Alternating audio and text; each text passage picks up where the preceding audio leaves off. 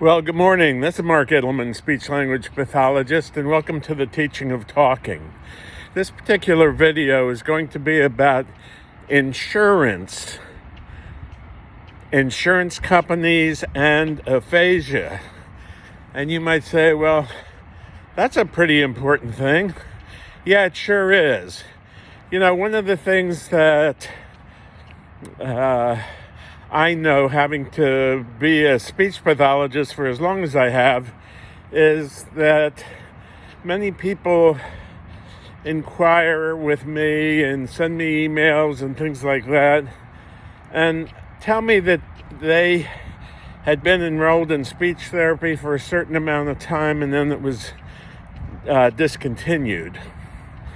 And that's probably one of the most frightening and one of the most frustrating things that occurs in the world of aphasia. They give you therapy for a while, and then there comes a time when people are told that they've reached a plateau or they've reached the max limits of their policies, etc., and they're discharged. Now, there are a lot of interesting people I know who are very, very persistent with their insurance companies. They'll get letters sent. They'll speak to their physicians about getting the physician to send a letter. They'll contact their neurologist.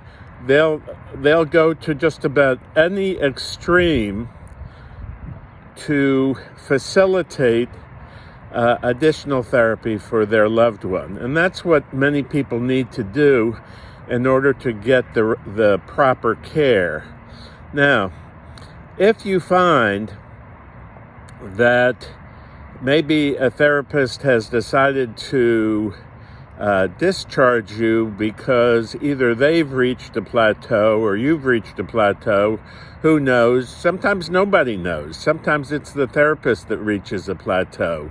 But in any case, if you've been discharged from therapy by an insurance company or told that they no longer wanted to support your speech therapy, then you need to contact as many different specialists as possible and get letters written, and then start looking for a new therapist if you think that the therapist you'd been working with had reached their plateau in working with you. Now, there are lots of speech difficulties out there, believe me, that are very complex.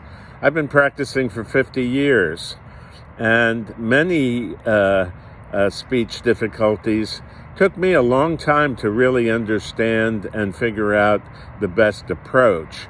So look for somebody who's experienced and see what you can do with that person. See if there's any type of program they have or any type of class they have or anything like that, because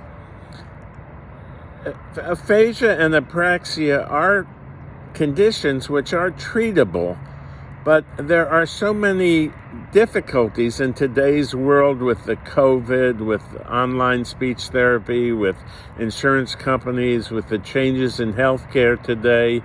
Don't let any of that stuff interfere with your forward momentum. Forward momentum is extremely important in speech therapy, so please make sure that you contact any or all specialists that you have. Ask them to do whatever they can to get you continued therapy, and make sure that if